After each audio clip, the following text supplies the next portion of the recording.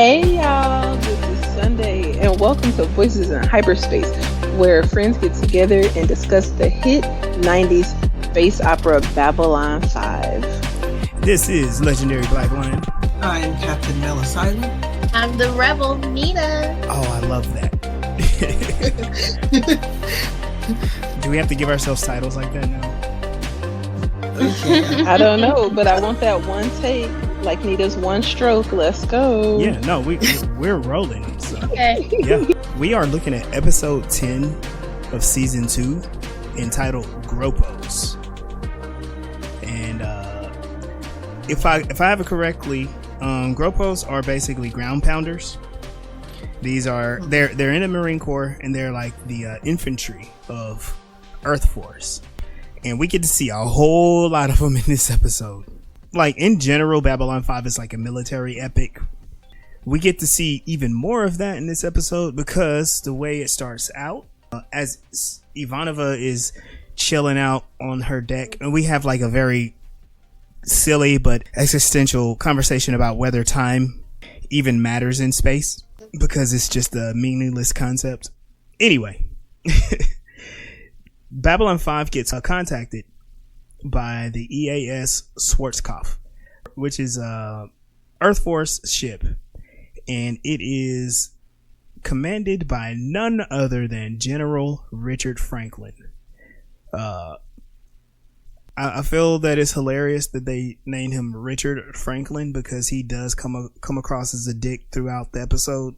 So yeah. Yo, I was gonna say because Dr. Franklin is Dr. Freaky, and then I think I'm gonna call them Freaklins from now on. The Franklins. Oh man. Yeah, the Franklins. It is interesting because they're told that they're coming in, and they're like, "All right, let's let them dock." And after the intro, we got the commander and pretty much like the main people. They're getting everything ready. You know, it's chaotic.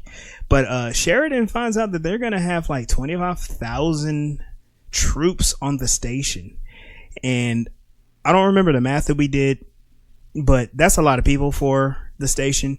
It's so bad because they have to double and triple people up in quarters in order to assign all these people. Which amendment is that, where the military can't just be like, all right, I live in your house now? I feel bad because I'm not super competent on the Constitution. Hold on, let me look.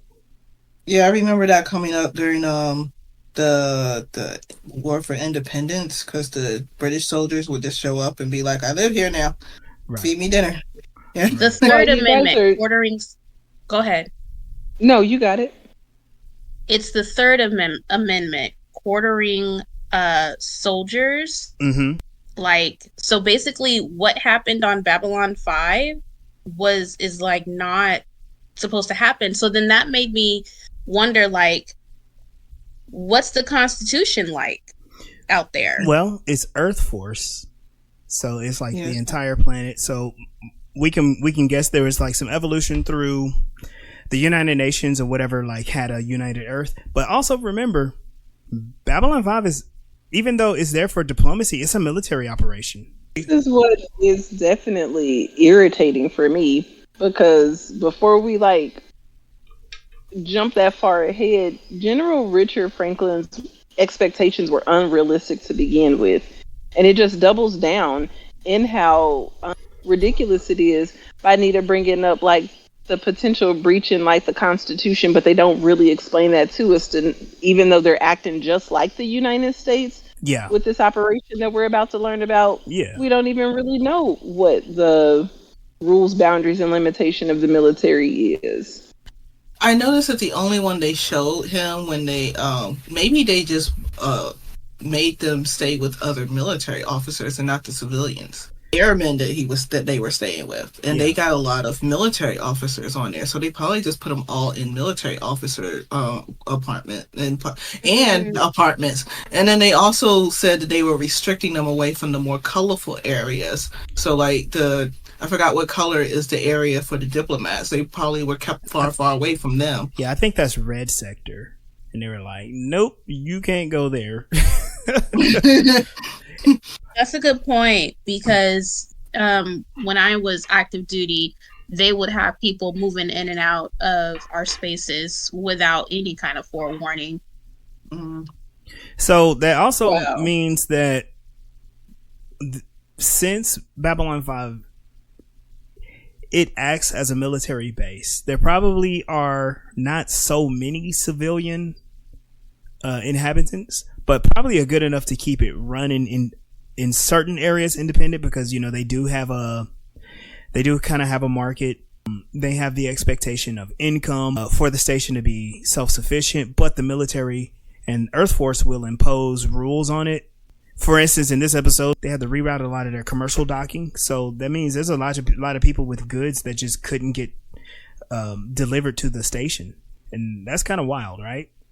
Mm-hmm. Yeah, I was curious about the influx of people and the station's capacity to keep up with like the air quality. Yeah, it had to be gross. That's probably why they were fighting, because they were lack of oxygen. Lack of oxygen. Oh, especially that one guy, that one bald-headed guy. Yeah. So General, he's like very strict, right? He's brought on pretty quickly, pretty easily. There's no rules or anything like that are restricting him.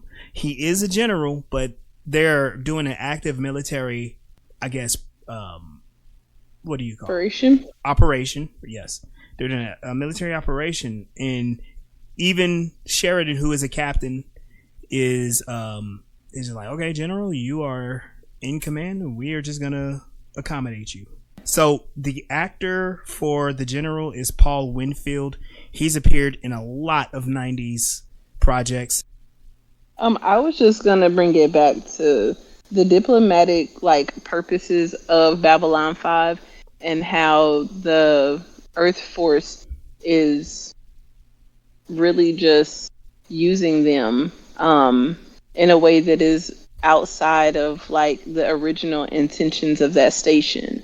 And there was no other diplomat other than Delenn that was showed in a capacity that really had nothing to do with the mission and the goal of Babylon in and of itself.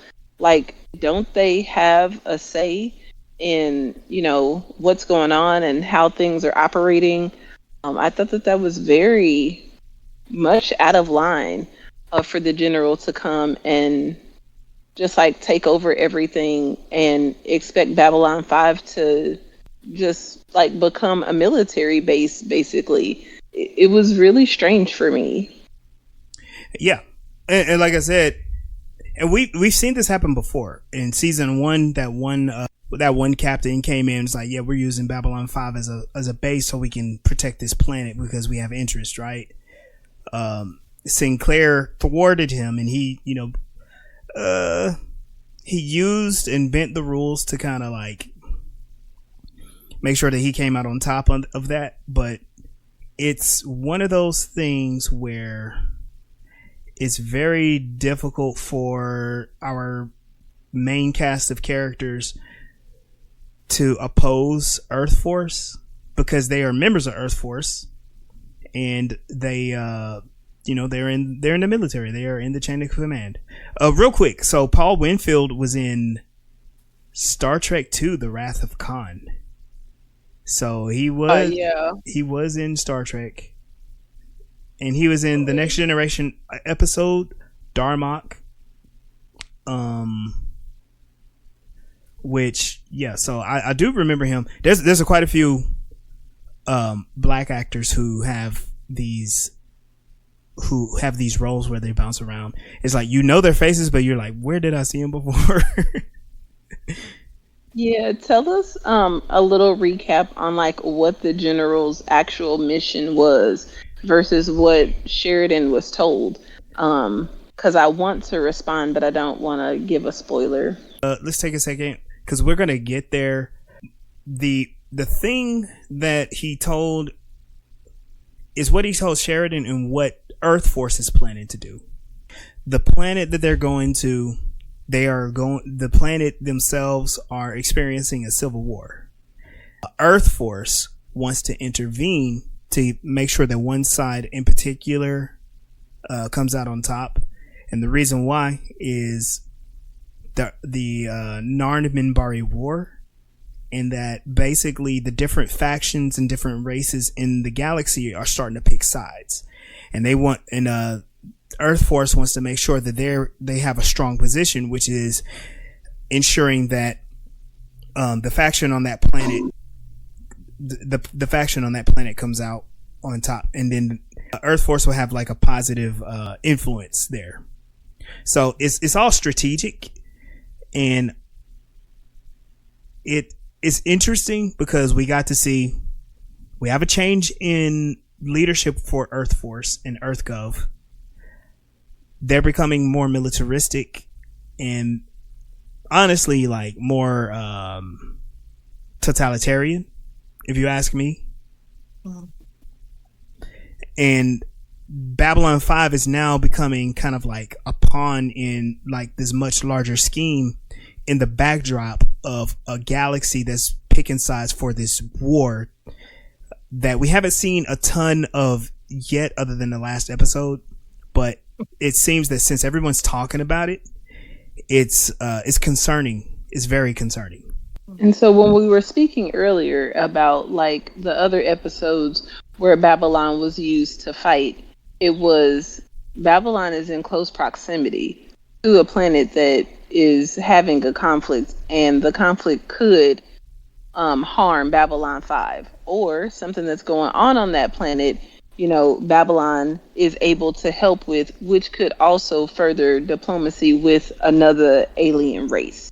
Yes. This situation seems wildly different from those previous occasions where you just so happen to be close to a jump gate that's close to another place where we want to go, and have you like watch our back while we go over here and fuck with this planet.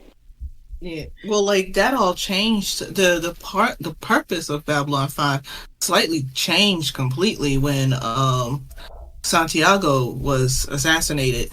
Yeah, we know he was assassinated. They know that he died. But when the vice presidents took over, he was like, "Oh no, we're gonna be focused on Earth. We're not focused on making friends with nobody. We're gonna defend ourselves." So yeah, it was Santiago who was a part of wanting to build Babylon 5 and wanting to build diplomatic relations with the other planets so that we don't get killed. But then there was the little underground Earth people, mm-hmm. the Earth terrorists who decided that they were doing like sneaky underhanded stuff to make sure they're the ones that killed Santiago so they can get someone in place that they wanted to be in there. So even though Babylon 5 was built for that, the new administration is doing what they want with it. I want to commend whoever portrayed President Santiago, which I only think we saw like news clips of him, because we didn't have to endure him acting. So you know, rest in peace, President Santiago. You were the best president we ever had. Sorry. So the planet is Akdor, and the people that they are assisting are the Shalasan Triumvirate, and they are suppressing a rebellion, and Earth Force and EarthGov is getting involved with it. Sheridan does advise about that because he was saying like, hey, that place is like a death trap. We shouldn't really be sending a bunch of people down there, because the plan is the soldiers don't know what the actual mission is. All they know is they all got called to Babylon 5, and they believe that they're going on a tour of the solar system or the galaxy, where they're going to end up going to Io and disembarking. The truth is they're staging at Babylon 5, and they're going to go and assist the people on Akdor. and it's wild because I believe the general said like, hey, this is classified, but here's how it's gonna go. We're gonna hang out here for a little while, and as soon as we get the green light, we're gonna tell everybody, and then we're gonna go and just win the war. It's gonna be great. It's gonna be fantastic. It's gonna be so easy. Walk in a park, a piece of cake. You know what I mean? And no regard for other people. Right. Well, they have to sell that this is going to be a surefire victory. And General Richard just comes across so confident, and it makes you feel uneasy, which I have to also compliment the music. It was very dramatic, and that's what help you feel uneasy. It's like he's talking all this shit, and it's like ain't none of that's gonna happen. So we kind of have our stage set. We got a bunch of Marines that are being crammed into this sardine can in space. Ivanova, she's got to deal with helping to reassign people. Garibaldi's got to help calm down fights. Sheridan's got the headache of like watching this general basically have a pretty stupid idea of a fight. You know? Oh, and Ivanova's got to oversee like the additions in the military power that's being added to Babylon. And now you're going to be powerful enough to take out a war cruiser or whatever. Like, look at like these death weapons that we're going to attach to Babylon and make it like a target, even so. Like where it was supposed to be like this peaceful place, and now they could be looked at as a threat. They got space. It's just a giant ass spaceship. You know, keep that in your back pocket. We might be talking about that in a few episodes. Is that why they were charging them for rent so they can buy bigger guns for it? Yep, for sure. It's wild too, because let's reiterate. They were cutting the budget on housing to buy more weapons. And then acted like they were doing them a favor. Like, ooh, we're going to gift you with this stuff. Like, no, we paying for all of this. Stop blowing smoke up my ass. During their first little encounter, Sheridan's like, hey, you know what? Your last name is Franklin. Are you related to our Dr. Franklin? He goes, yeah, that's my son. He's like, oh, we should. He's all like, we should get together. He's like, nah, I'll deal with this myself. Like, that's wild to me. Where it's like a family reunion is like, nah, I'm gonna deal with it later. You know, that's funny because they both work for Earth Force, and the planet and all the other places that humans live. There's only 2 Franklins. You hear of another Franklin, and you're just like, y'all must be related. There's no other Franklins on all Earth. I know, right? That is such a common last name. Like, it's one thing to be like, oh, Stupidamoob. Oh, we have a Stupidamoob. Ain't nobody named Stupidamoob but the Stupidamoobs. Like, no. There are 29,472 Franklins. One of them is on the money. Do they even still have dollar bills? Everybody's working with credits. Maybe they had $1 in the maybe they had $100 bill in the museum that right next to the guitar. Yeah, right next to the guitar is how much money you would have made playing the guitar in a year on Earth. Franklin and the General Richard, they do have like a brief little meeting. And we get to see kind of like the clashing of ideals. And before we get too far, I wanted to point out like this episode is definitely about relationships, and ideology. So like we see the relationship between father and son. We see the conflict between a son who's taken a Hippocratic oath and he's all about healing people, doing no harm, and the father who's taken different types of oaths to protect Earth Force. And so his whole thing is like, we about to blow you out the sky if you were a threat. And those two are clashing in Franklin's quarters, and it gets really heated. What I noticed is General Richard, his whole thing, he comes across as very like straight laced, traditional. He doesn't explore very much. Like even when Richard gave him that juice, his father was like, "I like orange juice. Why you giving me this?" And it turns out that not only did he like it, he liked it a lot. He downed that glass. It was, it was interesting, right? But he was to me, it was like, this is showing that he's very traditional, but when given the chance to explore something new, he might actually like it. Shows how the son knew his father. Be like, I know you like orange juice, and that's why I know you're going to like this thing.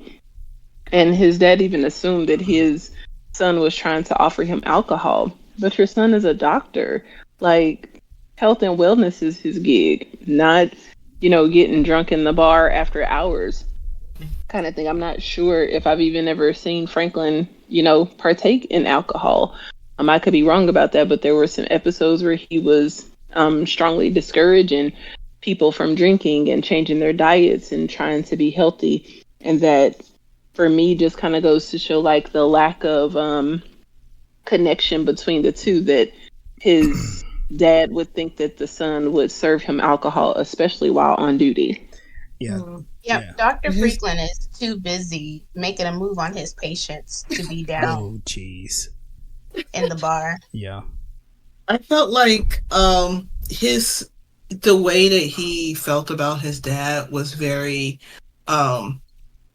his dad was kind of right to feel like he didn't respect him, because he completely contrasted him. He's like, he called his dad a murderer at some point. They don't say it in the show, but he says, like, my son thinks I'm a murderer. Like, technically you are, which means him being a doctor is him rebelling against his father. Like, your father, you go out and kill people, so I'm gonna go out and save people's lives. And his father cuts him off no matter what he says.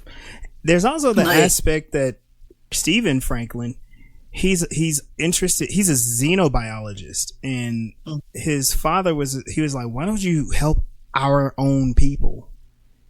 He was like, why don't you just focus on humans? Like, sure, you're doing that one thing, but why don't you do the thing that I want you to do? Mm-hmm. Didn't he make a comment about the Minbari? I've heard quite a few comments of the Minbari. I didn't keep a note, so I apologize for. He said something about him. Go ahead.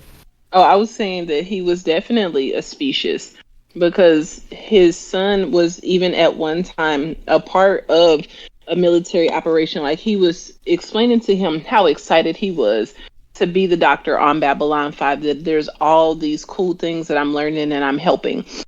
And he just sidestepped, ignored what his son said, and was like, I could get you based at this other place where we need you. And he's like, didn't you just hear me tell you that I'm doing good right here?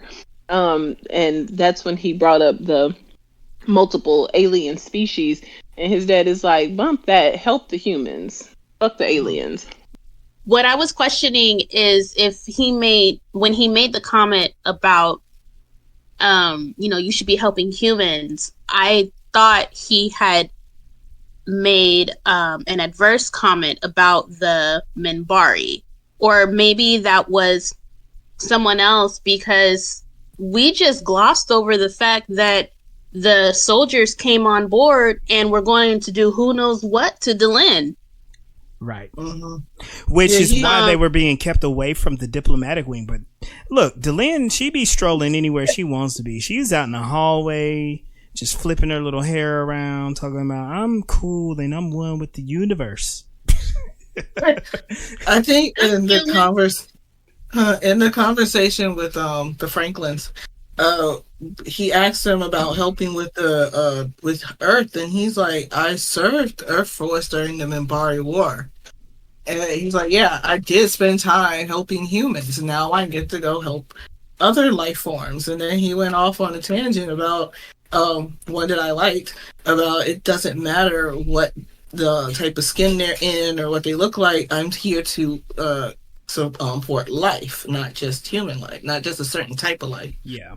I think that's where I was conflating the two ideas, because there was a mention of the Minbari. So what came to my mind is this guy is super xenophobic, not knowing that there is a genetic connection between humans and the Minbari. So I'm like, yeah, what else are we being xenophobic about? And not just because you don't have the information about how we're connected, like bringing it to, the real world with racism and people looking at non-white people as not even humans. They're a completely different species of Homo sapien, and then come to find out, nah, we the same, we just look different, So where else are we making that mistake just because we don't have the knowledge? So with that happening, we get to see Kiefer. Remember, he's the fighter pilot guy. He's the one that survived. He's the yeasty. What is that? The fermented milk guy. That's who he is. Oh God, yeah. Okay. Did you say yeast? That's okay.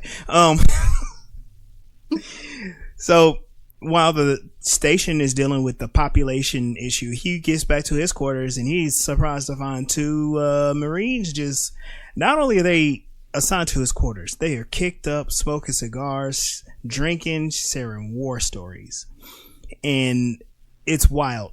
This could be one of those jokes about the difference between pilots and Marines, how they don't really mix.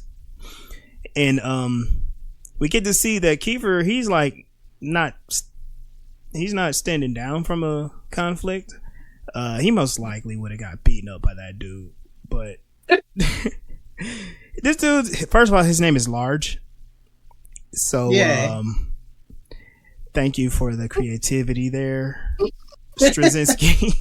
And the other guy's name is Yang. Once again, thank you for the creativity there.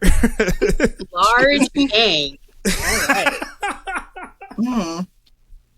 And the guy, I'm going ahead, but the guy he tells all the stories about is named Buffer. Yeah. Go ahead. And Buffer dead. Yeah. So was he buffering him? Oh, jeez.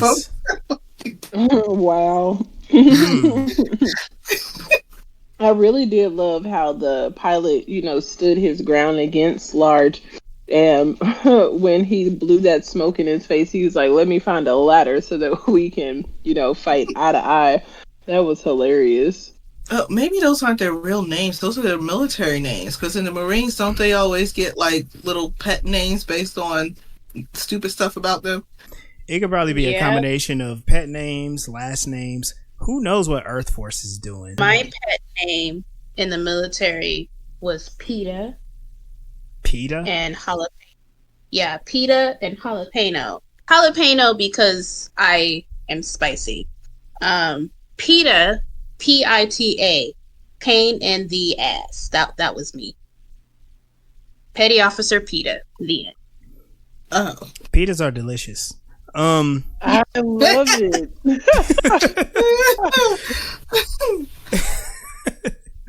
So, we get to see more of some of these troubles. Ivanova is escorted a group to Med Lab because she's like, look, we don't have anywhere else to put these people. They can stay here in Med Lab. Dr. Franklin's like, the hell they can. I got people working. I got sick people. And she said, hey, no, it's fine. They're sick. They're not too old. They can move. And he's like, says who? And she's like, says you. Says you. In your medical record says that they're fine.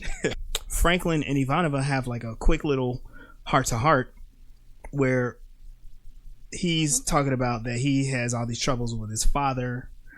And he's complaining about like, hey, we're just two different people, and he's just impossible.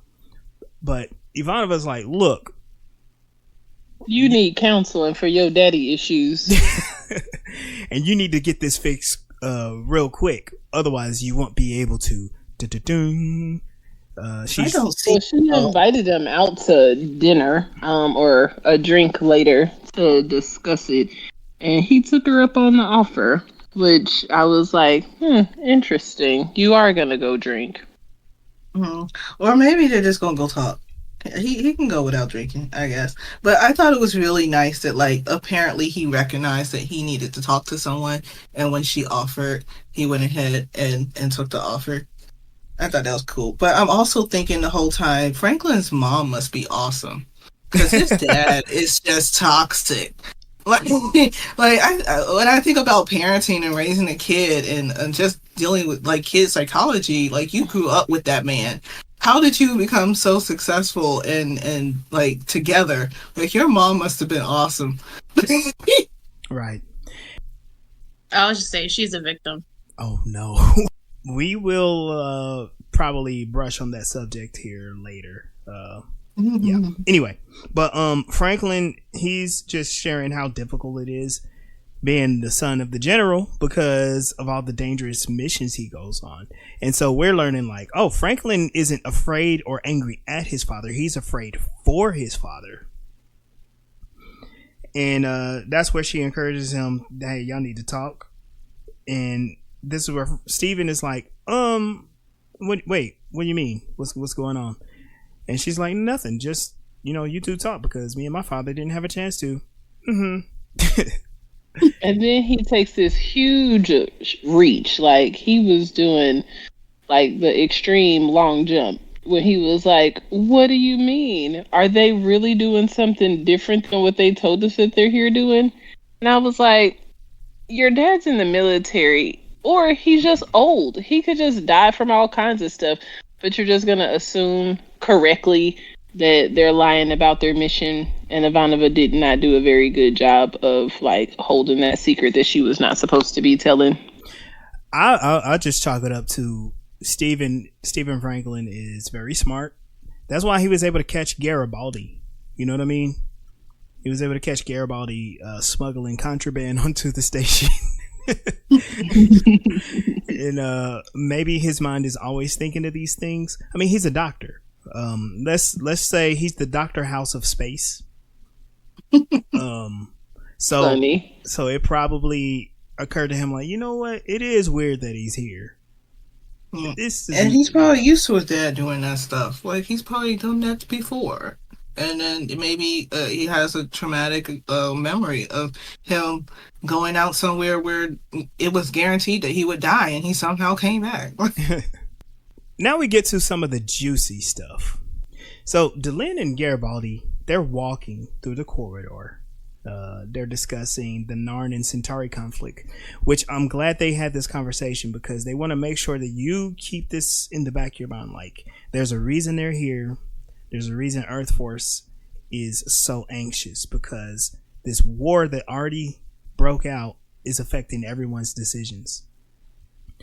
And Garibaldi is asking, like, so what? You haven't been able to negotiate a peace treaty? And she's like, no, they seem really set on murdering each other. This is like, even the two ambassadors just hate each other. And as they're walking, Delenn is surrounded by some of the ground pounders. There's this one particular Baldwin. His name is Kleist, which I don't know what that name means, but he seemed like this character did nothing but cause trouble. So that's what he's there for. And he's blaming Delenn. He's like, hey, my people died fighting you people. And she's like, hey, look, I'm an ambassador. Let me go. And he's all like, you got human hair, which, now that I'm thinking about it, it makes sense. He's jealous. She has hair. He doesn't. It pisses him off. And yeah, I saw it too. And they start a fight. Now, Delenn isn't harmed, but some of the other ground pounders who intervene, they start fighting back and forth. And this is where we meet Dodger. Dodger is a fiery woman ground pounder, and she smacks old Ballhead straight in the face. So they're going back and forth with this, and is wild. So It was nice to see that because he wasn't just like insulting her human like appearance. They were aggressing onto Delenn as if there was about to be an assault of some kind, and in the fashion that it was portrayed, it felt like this could be a broad daylight essay situation about to happen. That was not comfortable to watch. Real quick, before we go forward, what do y'all think of Delenn's demeanor in that situation? I think I was being prejudiced in favor of Delenn. Like, oh, this is where her superpowers are going to come out, and she's going to shoot laser beams from her eyes because she's an alien, right? So I was really confused. Like, why isn't she doing anything? and I was very very upset about what was about to happen, but it didn't. So, yeah. I thought that scene looked too familiar. Oh. So her being kind of in shock made sense to me. Plus, she's in the class, the religious class. Yeah. And even though she has to like make decisions with the warrior class, or used to, it's not her way to make war. It's not her way to it's her way to talk things through. And she's being confronted by people who clearly don't want to talk, who clearly made their decision a long time ago. Yeah. We'll revisit this scene in future episodes, but let's just say that those ground pounders approaching and wanting to be violent with Delenn is a big old mistake. They shouldn't do it. And she was right trying to avoid the conflict. So the violence break out and Garibaldi comes and he gets involved. And what ends up happening is it gets broken up by the sergeant major, and he's on like, hey, who started this? And the Dodger, the one who helped like fight and break it up, she was like, nobody. She's like, oh, nobody. And he's all like, okay, since nobody did it, all of y'all go into the brig. Garibaldi intervenes. He's like, nah, man, don't send him to the brig. We're cool. And so basically he saves all of them from getting reprimanded for that action, which does lead to Michael Garibaldi being formally introduced to Dodger. And before we get into them, that is yet again an opportunity for people in power to do wrong and then not be held accountable for it. And what kind of experience does that give Delenn to take back to her people when trying to negotiate with the Earth humans? And that was never further addressed in the episode, and I felt like that was problematic. I think they did. I'm not sure if she was able to like thank Dodger for at least like stopping whatever kind of assault was about to happen, but there should be some kind of consequences. And I know that the captain, I think, was saying that they didn't have space in the brig and would rather that you take your soldiers away with you than to be here. But it's a running theme of lack of consequences happening, and then we wonder why we end up in war and all these problems, because we're not ever fixing the issues. We're just pulling strings and scratching backs and rubbing babies and shaking hands and shit. Yeah, we get to see a lot of abuses of power in this episode. At least 3. So after that, we see another fruitless attempt by Dr. Franklin to speak to his father. Sheridan and the general, they're talking about the operation, and basically Sheridan's like, this is actually kind of stupid. We shouldn't be doing this. And The general's like, nope, we're going to be great. We might have to use this place as a fallback point, but it's very strategic for the Narn Centauri conflict for humans to be here. Anyway, they're interrupted by Steven, who goes in to try to talk to his father. He's quickly rebuffed. And I think this is where Steven is upset and he insults him. And this is where the general, he is talking to Sheridan about like how different he is from his son. And it's just such a big conflict. Like you can tell like how mad he is. He does care about his son, but he's just like obstinate, So both of them are showing signs of being very stubborn, and they just don't know how to handle this relationship. And I think I think Sheridan, he's the one defending Franklin. He's explaining like, hey, he's a man of integrity, and we greatly like what he does here, so like get on with that.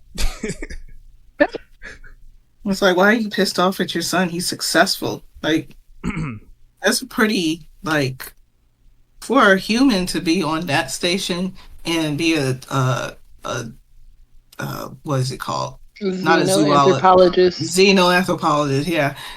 That's a pretty big deal, but he's still like, but you're not in the military. Like, no matter how successful he could be, it's like, but you're not successful where I want you to be successful. His dad is also butthurt over being called a murderer. But how is it that like you make your career in life around war and violence and killing, but you feeling some kind of way about being called a murderer? So that sounds like you call it hero, I'll call it murder, and now you want to cry about it because somebody brings that to your attention that from another perspective, what you doing is really fucked up. I think it's even worse too because it's his own flesh and blood, his own son who had his own career. He's very much like, why don't you see me? Why don't you see what I do? Like, I think what I do is important. Why don't you think it's important? And his dad demands respect. He never really taught his son how to respect because he would respect his son as well. So, like, if you're not going to show me respect, why should I show me respect? So you can't just demand respect out of kids.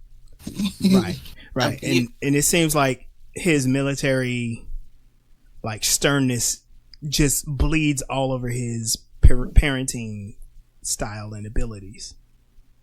Yeah, the way that he was so dismissive of him, and he pulled his rank over having a father-son conversation on several occasions, on just about every time they interacted in the war room, and then later when he comes to his quarters and tells him to sit down and you're dismissed, and it's like, you're not listening. Like, who, I mean, I know there are some assholes out there, but like, who dismisses their own child? Like, you are dismissed. like you don't order me around. I don't know. Well, as a matter of fact, I do, because I'm the general of this here military. So. Like, we had a side discussion one time about superiority and how it falls down the line, and where some people who are considered inferior to others will find someone that's even further inferior. So, like, if you have a patriarchy and the father is the superior, the mom is the inferior, so who's under the mom? The children are under everybody. So they literally treat the kids like they're just their superior. They're inferior. They treat them like they're inferior. Like, I need to control what you do and say because you don't know how to think like an adult, instead of respecting what their brains can do. So General Franklin is a career military person, which suggests that he joined the military at a young age, and with as old as he is, it's like that's all that he knows. And having had issues with adapting with my like the adapting to civilian life, I can understand why he would talk to his son like his son is one of his subordinates in the military. Yeah. Because that's what he knows. I was told that when I came home, I never turned military off. And I still see it even today. I've been out of the military since 2012, so like 12 years now. And it still pops up. But, and this is not an excuse, it's just an explanation that he's a career military person. And this is very common with career military people. Speaking of military folks, so in the Zocalo, Lou, I think it's so funny. His name is just Lou, the schlubby security guy with the kind of the balding. Him and Garibaldi are discussing, like, you know, all the people down there, and that there's a missing dancing girl from the Dark Star. Basically, she probably went home with one of the military guys and is entertaining him. And they're laughing about it, like, it's guaranteed that she's entertaining. Yeah. And then that's where Dodger just very bluntly approaches Garibaldi, and Lewis like, you know what, Garibaldi, you can go, I got this. And so Garibaldi and Dodger, they kind of have their own night on the town type of thing, but really Dodger has other plans. And it made me think, like, in the last couple of episodes, like in a couple of episodes, we always hear about Garibaldi's favorite things in the universe. This might not be number one. So, all right, Nita, can you were sharing about the mindset of the career officer, right? Could you kind of go over that again? I was saying that the part of the reason that I think General Freeland was talking to Dr. Freeland like, you're dismissed, and even with Freeland responding with a salute to his dad, I think that comes from the general being raised essentially in the military. I think it's safe to assume that he joined the military at a very young age, and all he knows is command this and command that, and this is and pulling rank is how we operate in the military. So he pulls rank in all of his relationships, and it's something that I've struggled with as a parent, being having been in the military. So I think that's why that relationship is like that. So that's what I had said. Yeah, and I think Mel mentioned how sometimes and you can kind of fill in the blanks here, Mel, but you were saying like some military parents, well, it's kind of the parallel is like kind of like we were talking about the hierarchy, where maybe the military parents do see the children as being subservient or subordinates.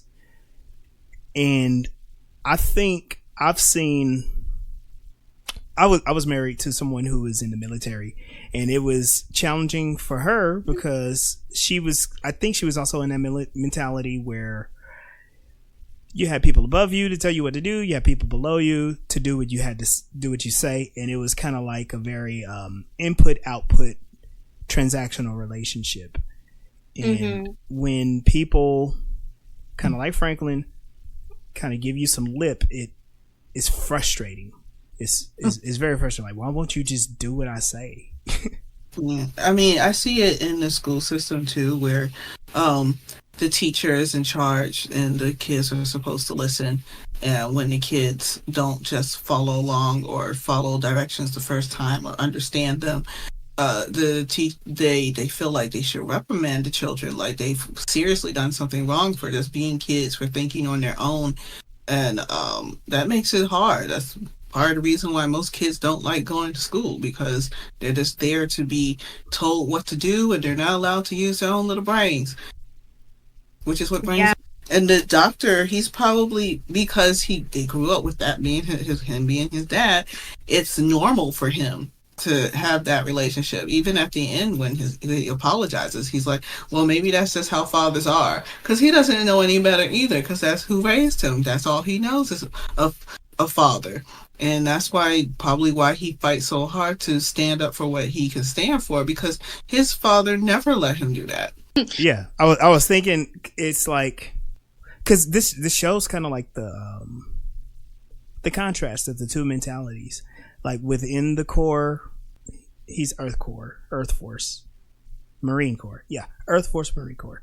Within it, there is a very strict structure, and him being the general, when things are disagreeable, he really doesn't have a ton of opposition, and it also has to be frustrating that the opposition you're getting is from your own family, your own child. And from the general's point of view, he's trying to get his son to see, like, I'm actually doing something good. You should be proud of me. I'm freaking amazing. I'm a general. I got this very important role. I got this important military thing. And it's kind of like, you see how some of the GROPOS are excited to get some action. Is almost, you kind of get that too. But Steven, his thing is he wants approval from his dad, and there's like nothing that he can do to get that, because he sees things very different. And when things get uncomfortable, Steven insults his dad, and his dad is like, "No, get out of here." And isn't it like common for military fathers or parents to have kids that go into the military? And it's kind of a big, it is, or isn't? Yeah, there are a lot of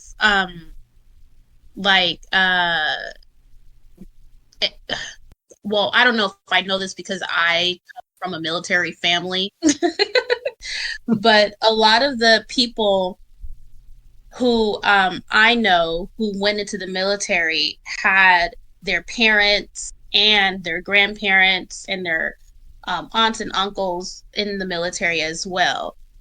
Two of my aunts went into the military. My great-grandfather went to the military. I have a bunch of uncles. All of us went into the Navy except for one weirdo that went into the Army. We don't my mom, though, she didn't go into the military. And I've heard my grandmother talk like, I don't know why she decided not to go.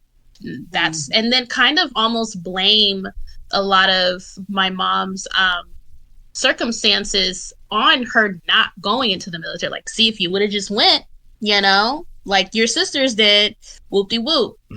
So when I said that I was going, it was like not a surprise. It was almost an expectation. And none of my cousins went. I'm the only one of my generation in the family who went into the military. So that is very weird. Yeah, he probably expected, because I raised you military, that you're going to go into the military and it's in your blood. And then Franklin said, forget you, I'm going to help people instead. Well, and I think the other point that Nita was getting at is like, it's a challenge to switch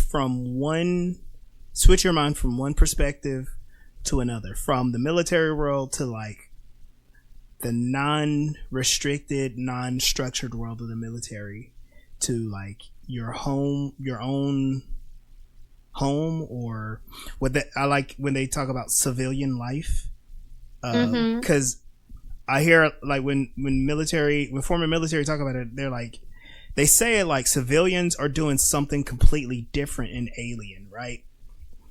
And because y'all are. Yeah, it's called autonomy. Right? What is that? So going from being a child and doing everything the adults around you are saying, from in school to at home, to then going into the military at 17 and still being told what to do, what to say, where to be, what to wear, We even like, and then I get out and I'm like, okay, so now what? Well, nobody's going to tell you what to do, Nita. What do you mean? I don't, what? Yeah, I'm we only talked about that this 25. morning for sure when Damian asked me to make him smoothies and cookies. And I got right up and did it. And I'm like, I don't want to do this. If you ask me to do it, I will do it. And Nita was the exact opposite. I don't want to do this. If you tell me to do it, I will do it. And I'm on, if you tell me to do some shit, that's the fastest way to make sure it don't get done. And with Nita, if you ask her to do some shit, she's like, oh, I got options. I'm not doing that shit. So this makes me think of a lot of times when we're running into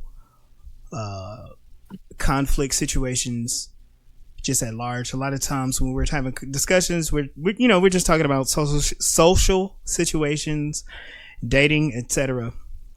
And the thing is, there are a lot of people who have this very rigid command and control perspective and style of relating to people.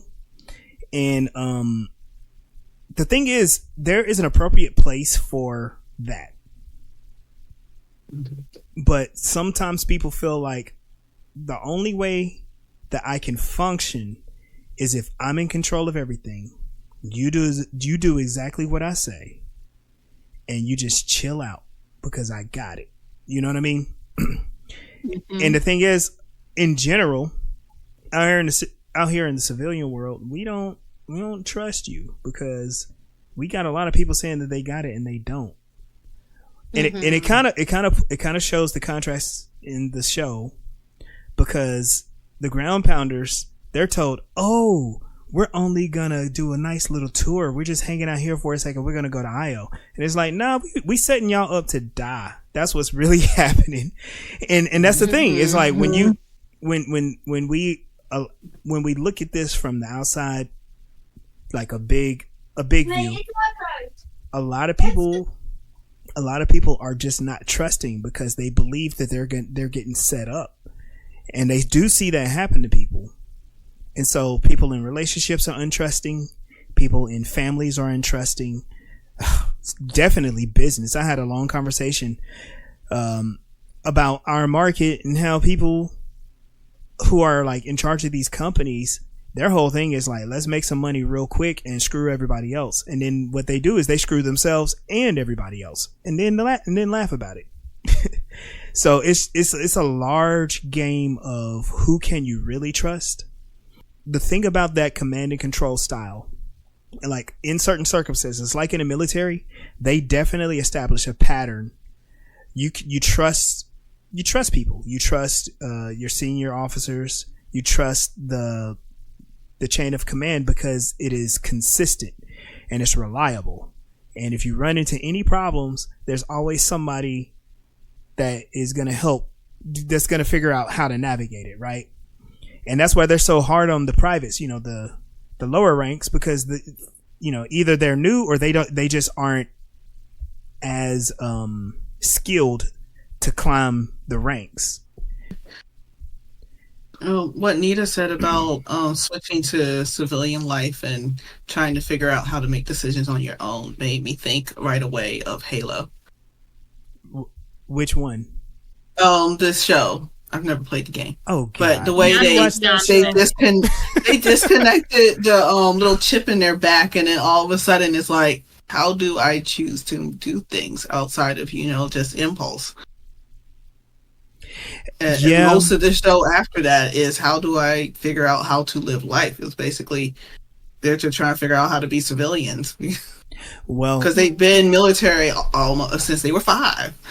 They were stolen to be in the military, but then kind of like this episode in Halo, they got sold out by the military structure because they're like, yeah, we're losing this battle, so good luck, we're out of here. So Garibaldi has his interaction with Lou, and Dodger finds them, and they're like, and she, Dodger is very forward with him. She's like, I want you to take me around the station and take me back to your quarters, right? Her intentions are very clear. And Louis like, go ahead, you got this. When they get back to Garibaldi's quarters, this is where I was making the joke about like Garibaldi's favorite things in the universe, because she's making very strong sexual moves towards him, and he begins to have second thoughts and kind of freaks out and spends maybe a solid 2 minutes talking about what's wrong with his life and relationships. Drama dumped. I had two things though. Like, Garibaldi looked way older than her. Yes. I kind of feel like she knew that there's a chance that they're lying and that she's going to die when they go out, so she's trying to have some fun before she leaves. Yeah, but I was just like, visually, because honestly, she didn't come across as like a child, right? But them two standing next together, for some reason, it made Garibaldi look like he was in his 60s. It has to be his hair, the way he was dressed. I don't know, but he definitely looked old. Yeah, right. I thought I was very I wanted to give Garibaldi a high five, or taking the time to be vulnerable and be like, you know what, I want to take things a little bit slower. He took accountability for not looking out for himself, and that's how he got shot and whoop-de-whoop. And I was like, high five to men being vulnerable in 200 years. But then the lady was like, man, stomp, squash, where's your heart? Squish it into a bunch of pieces. Fuck you and your feelings. I want you to fuck me. Like, that part. Be like, bro, we out here about to die. Like, can we just get this 20 minutes real quick? Damn. It's the one time that Garibaldi has a sense of self-reflection. And worst possible timing. Yeah.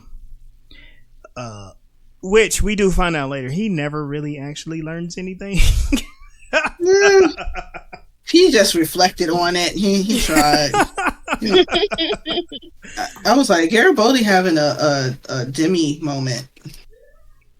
Yo, man. Yeah. Wild, because him and the doctor are confiding in the wrong people. Now, Ivanova did much better with her being a stand-in counselor, but do they not have counselors on Babylon? Where is the person like on Star Trek that is keeping people on the starship together mentally? No. Nita, do you have any experience with a military counselor? Yeah. Yes. That's like an oxymoron.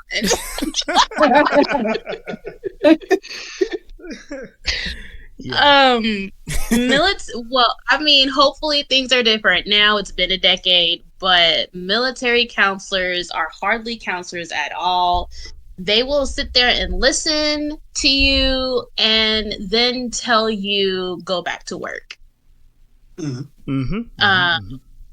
There's now the chaplain is a lot better at listening, and I always understood the chaplain as the Catholic person because their uniform has them looking like fathers with the little neck thing, and they wear a cross for their insignia. So, and I was like, well, I'm not Catholic, so yeah, I'm not gonna go talk to you. But it wasn't until like a week or so before I was discharged that I learned the chaplain is available to people of all faiths, even atheists and antagonists. Is that what it is? The people who are but yeah, so I could have been talked to him or talked to a chaplain. The chaplain that I did talk to was very receptive and didn't push Jesus on me or nothing like that. He was really more of a counselor than the counselors the therapists that I went to see. Because what Garibaldi mentioned in the other episode where the alien was sucking on people. What were you watching? I'm sorry. he was sucking out their organs. He was sucking out their organs. Yeah, their organs. Hentai. We know. God. Yeah. Okay.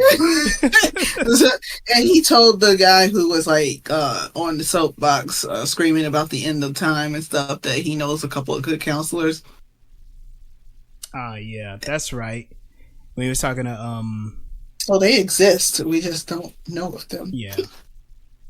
Which while Nita was talking, I had the horrible idea of like, what if Psychor were the counselors? Yikes. It's like, oh my god, the whole world would be terrible. Yeah. Because in contrast to Star Trek, we have a Beta Z as a counselor, but like she chose that. Also, Betazoids are passive telepaths. They can't they don't have telepathy powers to change people. Not really. Yeah, except for like menopause. During menopause, they reflect their feelings. Oh yeah, they do attack people. And so do Vulcans. But it's not something that they choose to do. It just happens. It just happens, yeah. Yeah. Ugh. Like instead of getting a fever and having hot flashes, they just reflect their feelings on everybody else. My feelings. I'm horny. I'm gonna kill everybody. You take these feelings, and you take these feelings. Everybody get my feelings except for me. They did that on Lower Decks, but they were accusing the older Beta Zs of reflecting their feelings on everybody. Because as soon as they got there, they were trying to party and get drunk and stuff, and then everyone around them started partying and getting drunk and stuff. But it was actually the Vulcan who was too upset about the Beta Zs acting foolish, and her feelings of questioning herself was going on everybody. That reminds me of the one on Orville too, that blue alien that he goes into like his mating season, and then anybody in close proximity to him just like can't turn down sex. Oh, geez. The whole movie was broken up over that. So, what we see next is Dr. Franklin is back in his quarters, and he's approached by the general, who basically is attempting to defend himself against his son calling him a murderer. And I thought this was an intense but really important conversation that they had, because they just laid their feelings all the way out. And this is where Steven shares that he's afraid, that he's like, look, I'm a military son. My dad's a general. I don't know if you ever coming home. Like, every time you leave, you're basically about to die. Richard was like, you have to understand, that's a risk that I take every day, you know, which is wild because that's definitely a Franklin phrase, right? Both of them take their jobs very seriously. We've seen how Stephen Franklin will break rules to save people's lives. He will even, we've seen him violate some people's autonomy. There is a very old history of that in the United States, to the point where medical policy was changed. Back in the day, doctors used to just do stuff to you because they were like, we know better and we're just going to do it. And then afterwards, we'll just deal with the consequences. Now their whole thing is like, we have to make the patient part of this decision-making process. And if the patient doesn't want you to do something, you just don't do it. Right? So anyway, I threw all that out there to say, like, they are on opposite sides, but what they're doing is they're reaching towards each other because they know that their relationship is broke.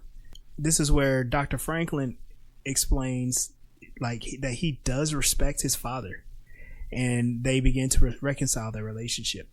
And it's wild, they were able to do this in like 3 acts in a show. Like, you know what I mean? I thought it was very dramatic. Yeah, I really enjoyed the heart-to-heart that they had with each other and the listening versus hearing, because they're like, you know, we talk all the time, but we're not really talking. And then when it came time for the dad to apologize, the son wanted to he was so excited that his dad was, finally reaching and giving him something that he's been looking for his whole life. He interrupted him. So the thing that the son was complaining about in the beginning of the episode, he's now doing the same behavior. And the dad interrupted him and is like, I'm not finished. Then in the very same conversation, the son goes to speak, and then the dad interrupts him, and the son is like, yo, I'm still talking. But those are still very good communication skills, because people do get excited during conversation, and it takes a lot of practice, especially to have respectful conversation with one another. And we've already outlined how they're in the military, and one is, very willing and eager and, has no problem with interrupting the other.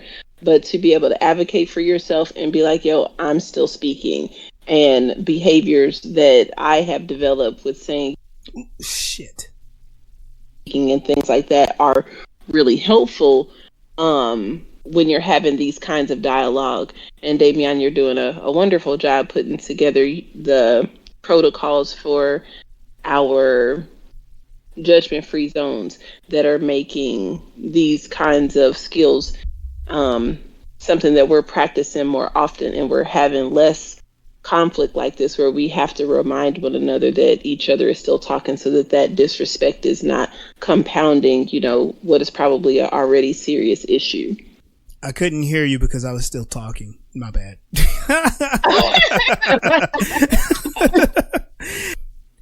I wanted to say the part where they touched, it was like we had this heart to heart, and then what is that protocol Sunday? And then the last one is reconnect. Is it radar? Yes. And it's like, all right, now we need to reconnect. Yes. And he pulled out his general was like, shake my hand. And I'm like, oh, look, they're gonna touch. And son was like, I'll shake your hand. Now give me a hug. And then general was like, okay. I thought that was like very real. I resonated so much with that. Like, now that we're done talking, what do we do? Do I high five you or zup? Like, right. Yeah. It also made me think of something. So Franklin, I pointed out how quickly they reconciled, within an episode. It actually makes a lot of sense because Stephen Franklin was encouraged by Ivanova to do so. And there seemed to be an extra incentive because he doesn't know when his father's going to be sent away, right? So even it's like both of them kind of bit the bullet and was like, look, this is not going to be pleasant, but we're going to make this happen. So I thought that was, thinking about that is kind of interesting. So again, Stephen Franklin is smart. So I bet he's more on the hedging his bets that he doesn't have a lot of time to make sure that he can take opportunity of the window that he's afforded. So the next day, Garibaldi and Dodger, they're talking. They apologize to each other for the thing that happened. And Dodger is showing that she's suspecting that this whole them being stationed at Babylon 5 has some ulterior motives. She's like, oh, feel good about this tour, and then we get to see some other things happening. Kiefer, our good friend Kiefer, he's at a bar. He's at a bar and he's talking to Large and Yang. They're actually bonding. They're bonding pretty well. And this is where we find that Large's best friend was killed some years ago, and he's always telling stories about him. So he's very nostalgic. That this character, he's a bigger guy, but he's an older guy too. So it's like the military life that he had, that grunt life, is all he ever knew, and he's still in it. And he's kind of actually, I don't really know. He's keeping the memory of his friend alive. One, with the action, and two, with the way that he bonds with other people. Do you think I'm getting that correct, or am I kind of missing something? The way he pretty much only talks about Buffer, and it sounds like it feels. I think everything's a trauma response. I think. Mm-hmm. I That's think where so. I was going. He needs counseling, and the best he can do is to get drunk and relive stories with people who can't help him process. Mm-hmm. And so And he's then, never going to stop retelling the story because there's no processing ever coming. right, and he's also trying to be Buffer, and him being as big as he is, he can be, because he's taking these other little guys under his wing a little bit, like Buffer probably did with him. So, what I was kind of getting from this character, maybe not just this character specifically, but like the interaction of these characters, Large is kind of portraying characters from the Vietnam era. Mm. And it is kind of cliche, right? But this show did come out in the 90s, and some things happened here pretty soon that made it stand out to be more 90s than I was originally thinking that it was. We'll talk about that here in a second. What ends up happening, Mr. Baldy, the bald-headed guy, goes up to Kiefer.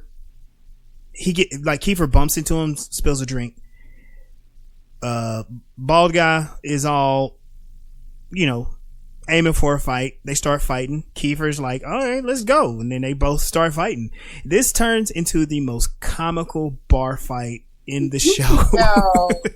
One of the dudes just turns into a monkey and just starts swinging from the swing from the chandelier. Like, he could have broke out his song. I'm like, why is everyone else fighting? Like, in real life, wouldn't you just be like crowding around the two people fighting to watch the people fighting? Like, I've never seen a fight break out and everybody else around just randomly started hitting each other. Well, you've never watched the Boondocks? Once a chair fly, it's a wrap. Everybody in there.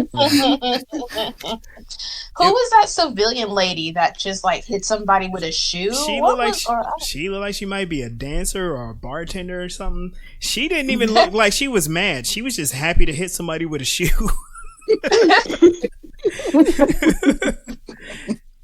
And then everybody else starts to have like martial arts moves, doing spinning side kicks, jump kicks. Some guy was jumping off the stairs doing a side kick. It was wild. Here's where we find out Garibaldi learned literally nothing, because he jumps in to try to help stop the fight. He bumps his back into Dodger. And I'm like, if that was somebody who meant him harm, Garibaldi was done for. He never covers his six.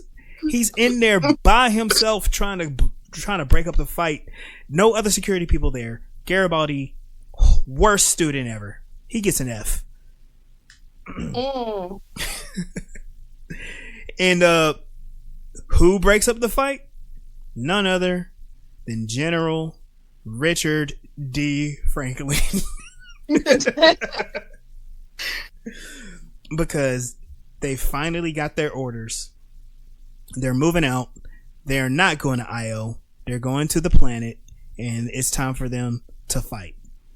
And let's go march one by one, hurrah, hurrah. Yeah. And in that, they're all getting ready. Richard Franklin is asking Sheridan, like, hey, we can punish these people, put them in the brig, and make reparations. And Sheridan's like, you know what? Nah, let's not put them in the brig. One, we don't have enough space, and I'd rather them be with you, because that's punishing enough, you piece of shit. He did say he would take the reparations. Yeah. Well, you keep the people. You keep them. Anyway. In the grid. They're about to go die anyway. Let them fight. Yeah. Which I want to talk on that real quick. Yeah, go ahead. There are a lot. So the different branches have different stereotypes. Air Force people, they're supposed to be like not as violent as like the Marine Corps. they're the worst ones. That's a stereotype. I'm not saying that's true, even though I believe the stereotype.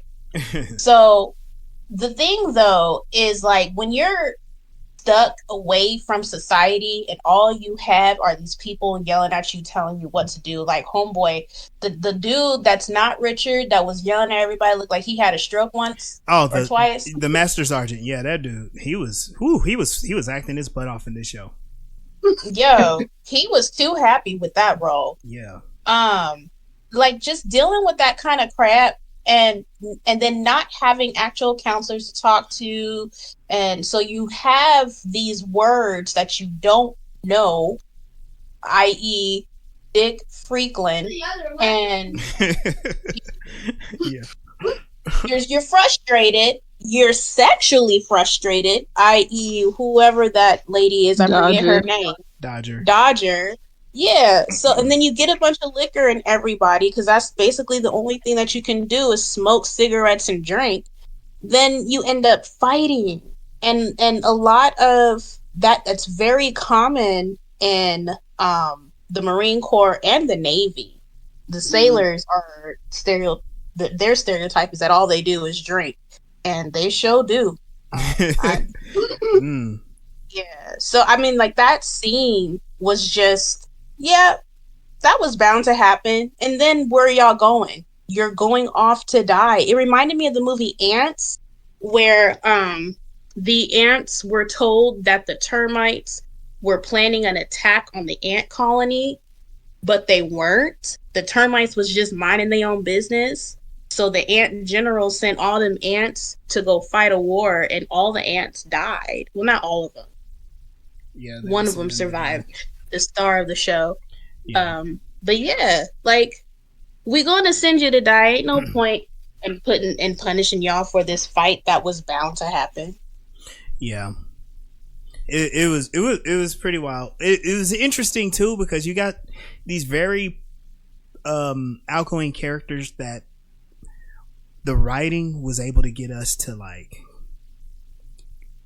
if we couldn't connect to them, we got to know them. You know what I mean?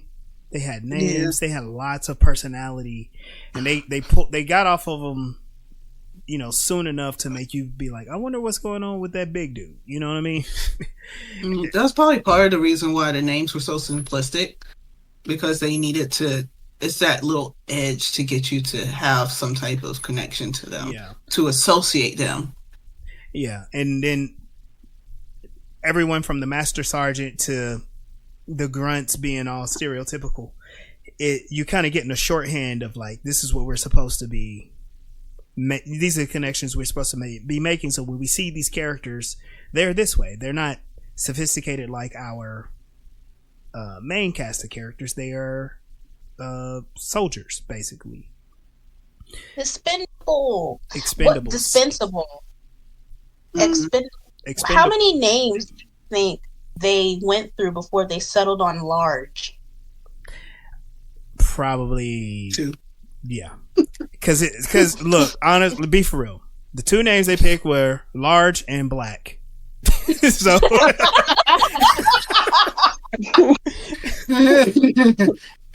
it was the 90s, you know. Anyway, so they shipping everybody off. You get to see all the soldiers lined up, marching, going through. I guess that's the customs area or the docking area. I did not think the CG was done very well in this part of the episode. The problem was the lighting was just way off. Not enough shadows. Not enough interaction with the backgrounds. Anyway, so that happens. Garibaldi and Dodger have a moment. She has a cut under her eye from the fight. He has a busted face from his side of the fight. And they kiss, and then she runs off. Not kiss. That woman eats they were homeboy's face. Yeah, they were eating each other's face. That was her last meal.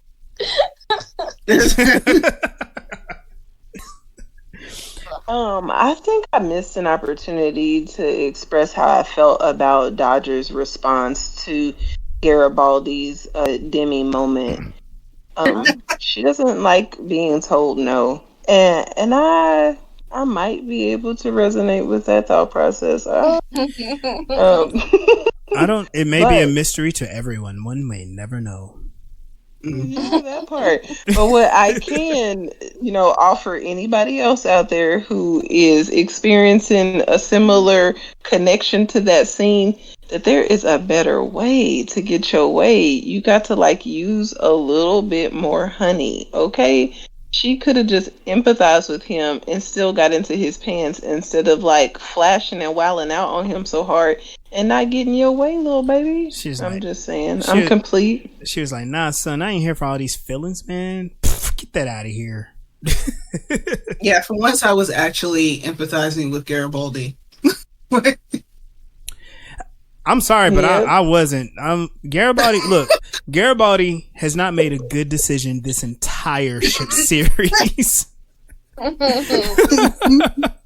Because think about it, he's in a room with a ground pounder. She's basically fly by night. And what does he do? He brings up the woman that rejected him last season, and they only ever talked on the phone. Anyway, everybody needs counseling in space. The fuck? Where are the resources for that? They put all the resources in the thing in the cannons. Maybe he doesn't know that he's Demi.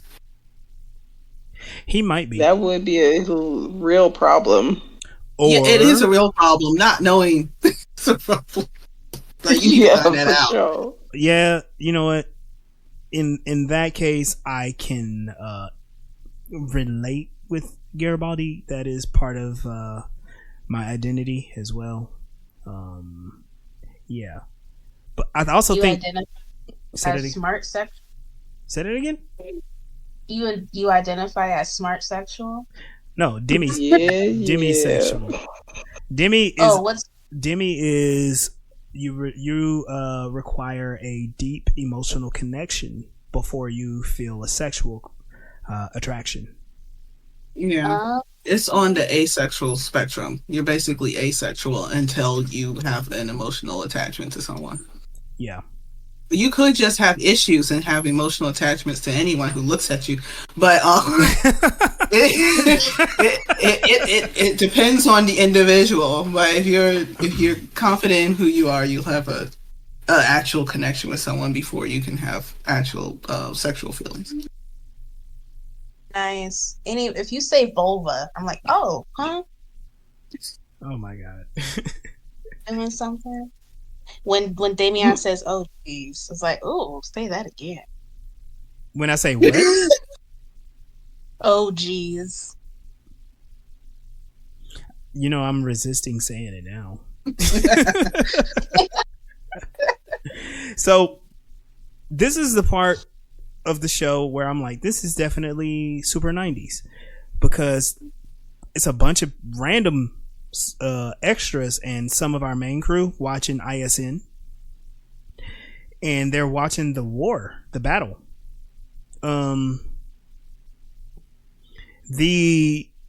What's being depicted on TV reminds me of Desert Storm in the 90s.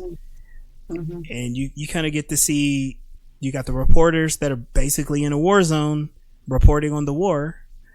And it looks pretty awful, but they're trying to paint this pretty picture about how good it's going. They got the general on there, and basically they're asking him like, "Oh, well, how does victory look?" And he's like, "Oh, it looks like we're on the verge any moment now." Right? And he has to paint this pretty picture that what they're doing is working. But right before he says that it came at an incredible cost, he gets called away, and they just go away from the broadcast. So, just kind of recap, Earth Force is getting what they want. It turns out that it's more costly than the general sold it earlier in the episode, but they're moving in the right direction.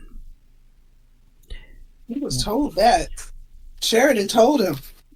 Yeah, Sheridan told him, like, this place is like, it's a death trap. Like, this is not a good place to fight. And they're like, nah, it's gonna be easy. We're gonna walk in. We're gonna win the war in like one little fell swoop.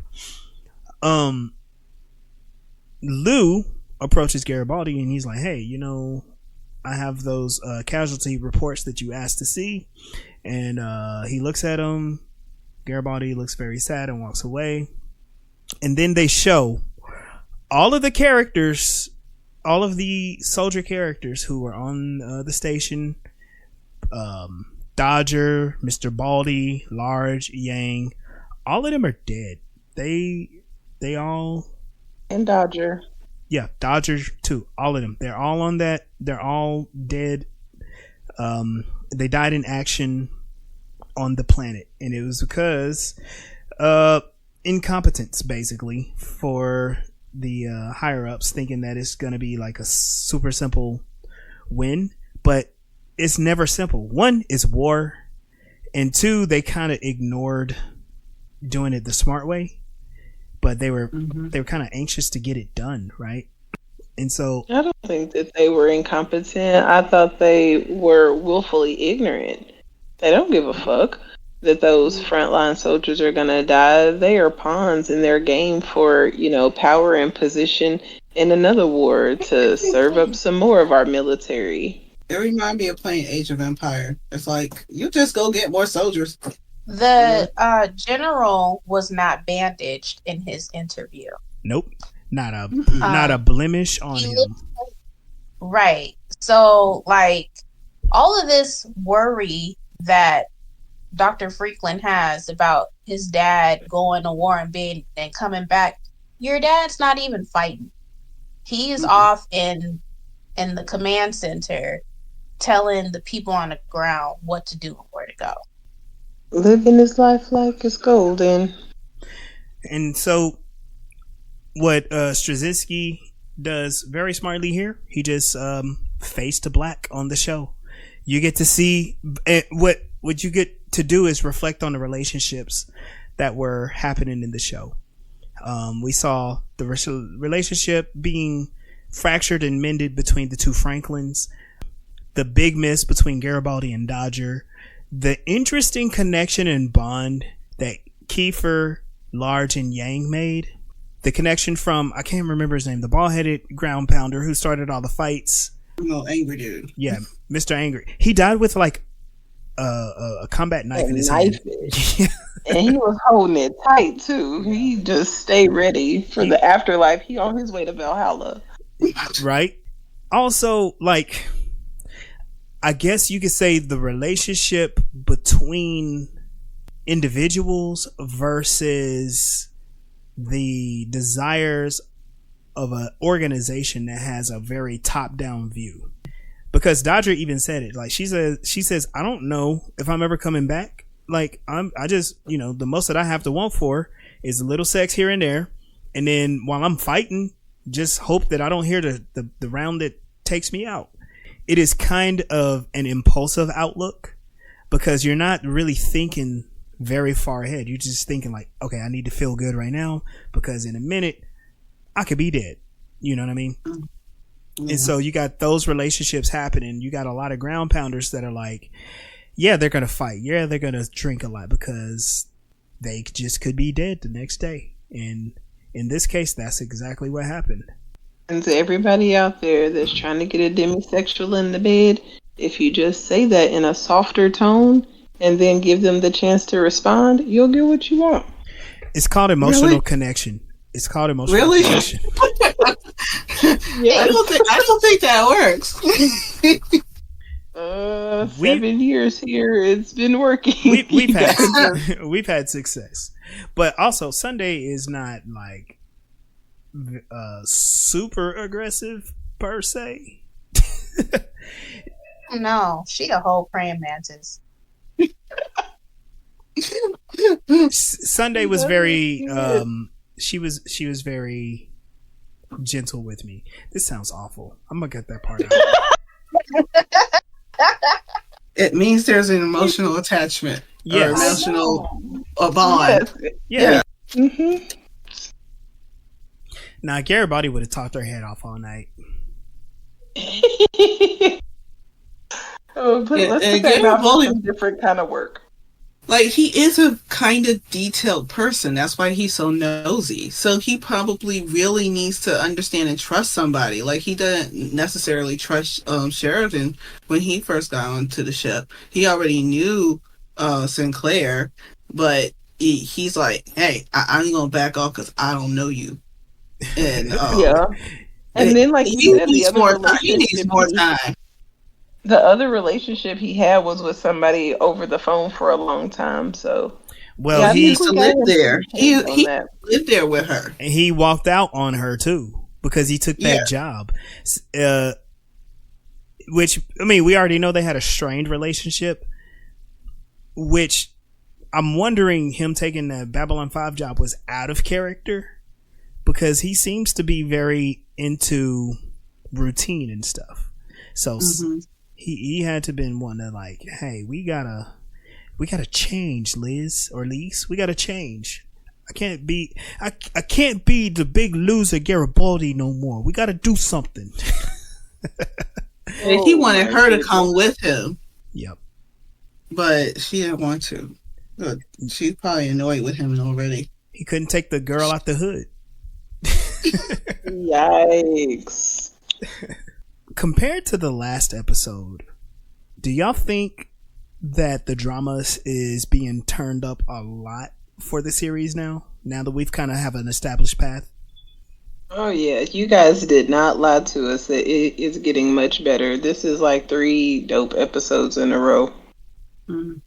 I mean, like, after last episode, there's no way you can go and have a comic relief episode or one with a line that's comic relief. You can't do that. When we were getting to know the characters, you could have a storyline where they could be silly, but not no more.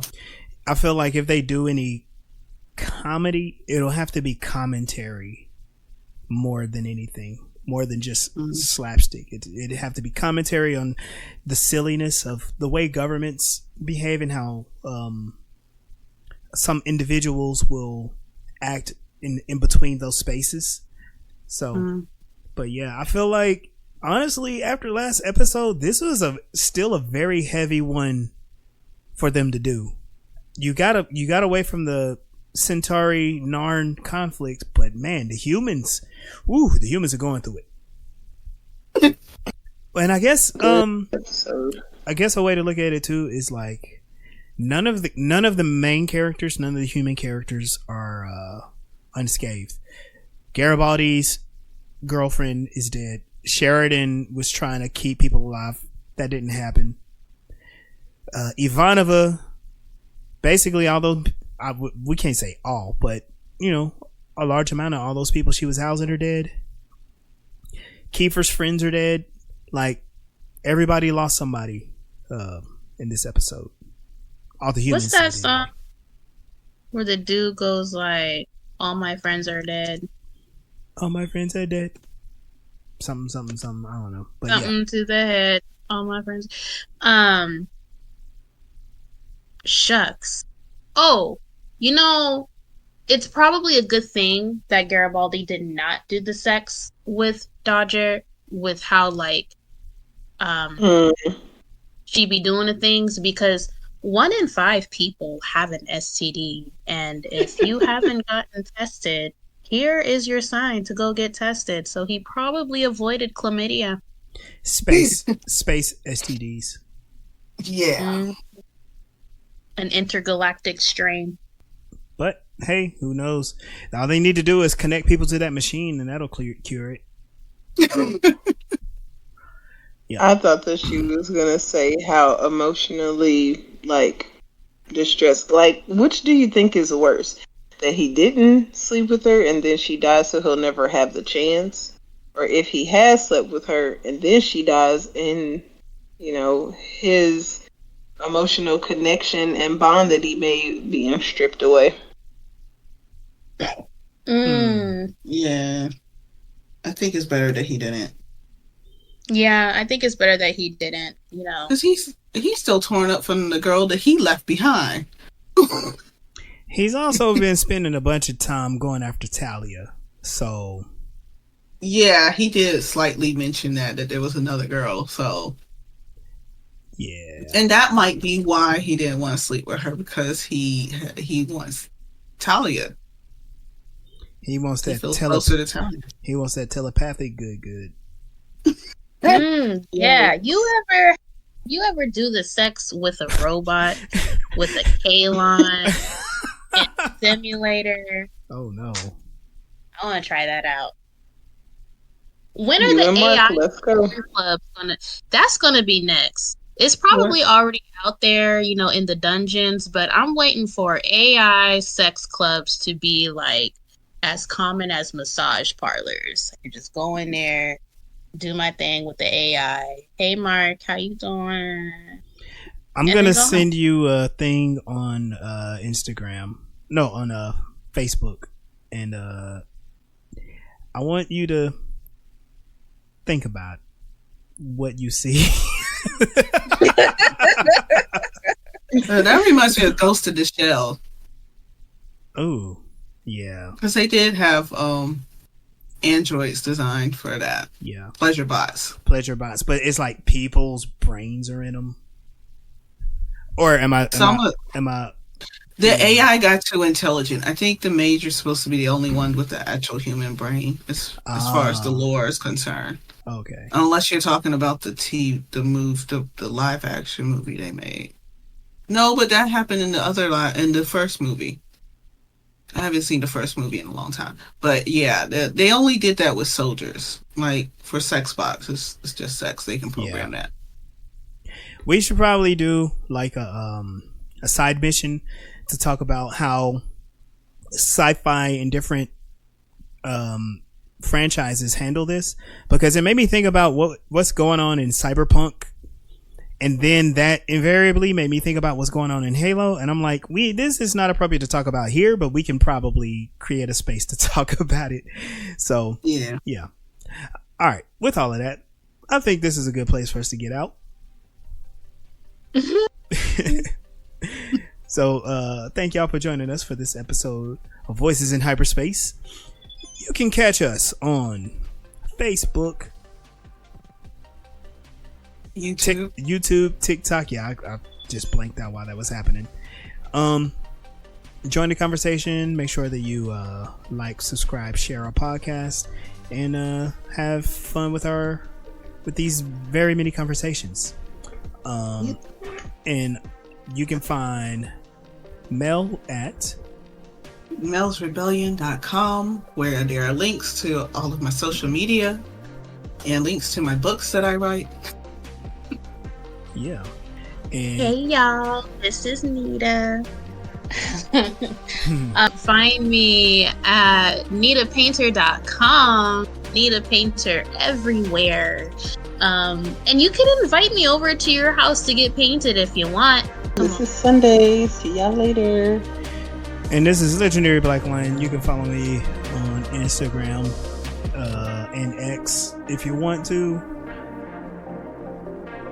Yeah, I think that's good enough. So with that, we'll get out of here. Thank y'all for joining us, and we'll see you out there. Bye.